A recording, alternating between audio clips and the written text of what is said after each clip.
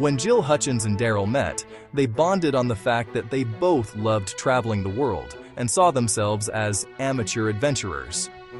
It was only 6 months into their marriage when Darrell found a small ecotourism company offering a guided trek through a remote stretch of western Tanzania, a largely untouched part of the world with pristine forests and a huge concentration of wildlife.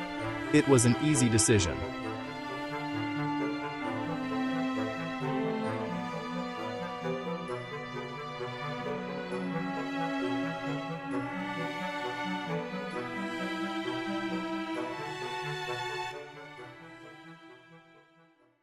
When they arrived, they were greeted by their guide, Chacha, a wiry local who wasted no time leading them into the thick jungles. The first day was spectacular.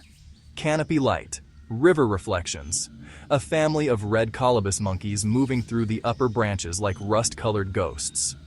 On the morning of the second day, they woke to find most of their gear gone. Their guide, Chacha, had vanished. What they didn't know, the tour company had quietly folded 3 weeks before their arrival. The website was still alive. The phone number rang to a burner. By the time they landed in Dar es Salaam, the money was already gone. Chacha was part of a con organization, and he had also robbed them the night before, leaving them with only the essentials. They decided to walk back to the city, but by mid-afternoon, the trail was gone. One moment there was a path worn into the earth. The next, only trees, roots, and the growing awareness that they were lost. Darrell tried to comfort Jill, explaining to her that their return flight was booked for Thursday. If they didn't show up, someone would notice. They made camp. The forest ambience was creepy, coupled with the occasional hoot, grunt, or growl of something off in the distance. Then, something large moving about a short way away from them. And then, just after midnight, something different. Footsteps, deliberate, bipedal, moving along the tree line. They went still. The steps slowed, paused, and then instant silence, as if a switch had been thrown. Neither of them slept. Day 3. They rationed water and moved south. Jill noticed the birds had gone quiet in a traveling radius above them, moving ahead as they walked, as if something in the canopy was clearing space, not reacting to them. Reacting to something else. Something that was also following their line. They found a dead boar.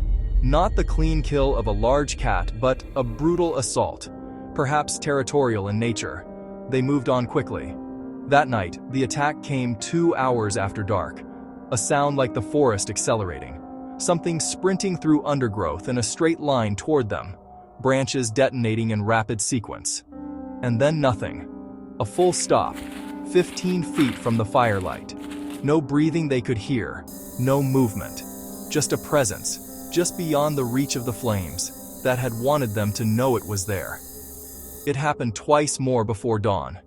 Each approached faster, each stopping closer. Each time they braced themselves.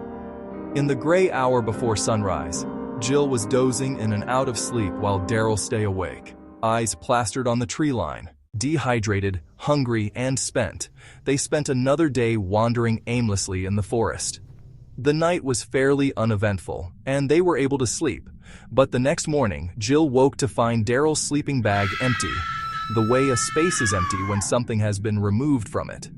She called his name once, then again, then a third time, and more, each time louder.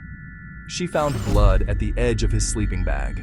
A smear on a kapok tree at chest height, a drag mark in the soft earth, heading north, into the deep canopy where the firelight had never reached.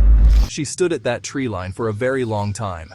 Then she went back to the fire, built it higher, sat with her back to the heat facing outward. And she watched. And sometime in the following hour, she saw it. Low at first, then rising. At the outer edge of the light. Dark eyes catching the orange glow and holding it without blinking. A shape that had been there, she understood now, on every previous night. A chimpanzee, large, male, alone, watching her with eyes she would later struggle, repeatedly, to put into words. Like it had a burning hatred for me. A fully grown male chimpanzee is 4 to 5 times stronger than a human adult. They are territorial, intelligent, and have a bite force of 1,300 pounds per square inch. But this one was different. Its eyes were bloodshot and it frothed at the mouth, possibly wounded, possibly something else. For the next 26 hours, Jill kept the fire burning, did not sleep, and made noise when she needed to, or went completely still when occasion called for it. Trying to understand the logic of the thing circling her, its rhythms, its limits. It charged twice at close range. Both times she stood her ground, screamed, and threw burning wood. Both times it stopped. Both times it came back. No matter what she did, it wouldn't leave her alone. On the second morning, she drank the last of the water. Her hands had developed a tremor she couldn't control. She felt groggy and disoriented. And that's when she heard the helicopter. The column of smoke from the fire made her visible to a Tanzanian forestry rescue team dispatched after her return flight flagged 2 passengers as absent. They reached her position in 40 minutes. She was conscious, severely dehydrated. There were lacerations on her left forearm consistent with a final charge she had broken with a branch, driving the animal back into the dark. Search teams worked the area for 11 days but came up empty-handed. Darrell Hutchins was never found.